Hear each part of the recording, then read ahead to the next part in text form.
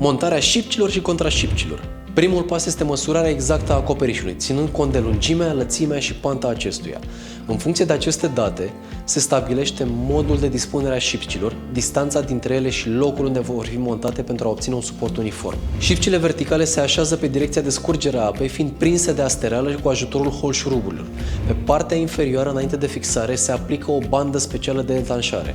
Rolul acestei benzi este de a crea o barieră suplimentară împotriva infiltrațiilor și de a asigura o bună protecție a structurii de lemn, mai ales în zonele unde umezeala s-ar putea strecura pe sub șipcă. Pentru a determina lungimea și poziția corectă a șipcilor verticale, se măsoară de la coamă spre stereașină, ținând seama de configurația acoperișilor și de eventualele obstacole, cum ar fi ferestrele de mansardă, dolii sau coșuri de fum. Fiecare șipcă este tăiată la dimensiunea necesară cu un fierăstrău de mână sau cu un fierăstrău electric, iar capetele sunt atent finisate pentru a așeza uniform pe astereală. După montarea șipcilor verticale, se vine cu contrașipcile, cele orizontale, care se vor sprijini și fixa pe aceste elemente.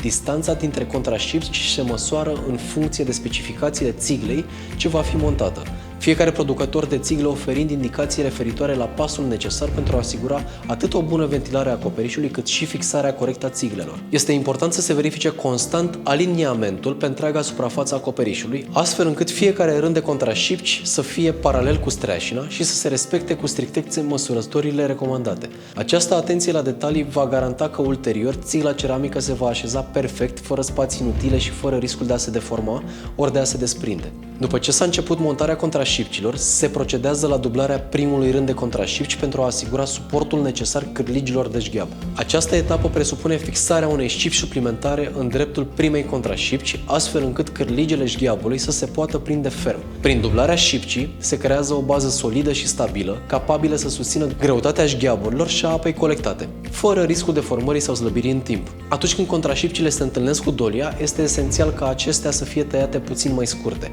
Această ajustare permite scurgerea eficientă a picăturilor de apă care se pot forma în zona de intersecție, prevenind acumularea acestora și potențiale probleme asociate, cum ar fi infiltrațiile sau deteriorarea materialelor. Prin măsurători specifice se determină exact cât de scurte trebuie să fie contrașipcile în acea zonă, astfel încât să se asigure un flux natural al apei, menținând în același timp integritatea și stabilitatea întregului sistem de montaj.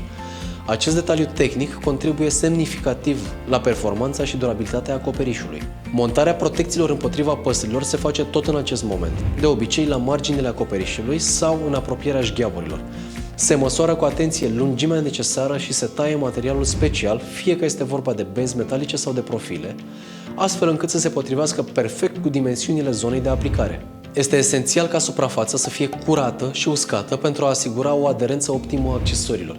Odată pregătită suprafața, protecția se fixează fie direct pe astereală, fie pe elemente structurale adiacente, folosind șuruburi galvanizate sau adeziv special conform recomandărilor producătorului. Această fixare fermă asigură o barieră eficientă împotriva păsărilor, prevenind intrarea lor pe acoperiș și astfel protejând atât materialul de învelitoare, cât și sistemul de hidroizolație de eventuale deteriorări sau acumulări de resturi. Tot în acest pas se face și montarea sitei antirozătoare. În primul rând, se măsoară cu atenție zona unde se prevede un acces potențial al rozătoarelor, fie că este vorba despre marginile acoperișului sau alte puncte vulnerabile. Materialul se taie apoi la dimensiunile potrivite, folosind un cutter sau alte unelte de tăiere adecvate pentru a se asigura o potrivire exactă cu zonele de instalare. După tăiere, sita se fixează pe structura de suport, de obicei pe astereală sau pe alte elemente adiacente, utilizând holșuruburi galvanizate sau alte metode de fixare recomandate de producător. Fixarea lor se face cu atenție pentru a asigura o montare fermă și uniformă, astfel încât bariera antirozătoare să rămână în poziție chiar și în condiții de expunere la intemperii.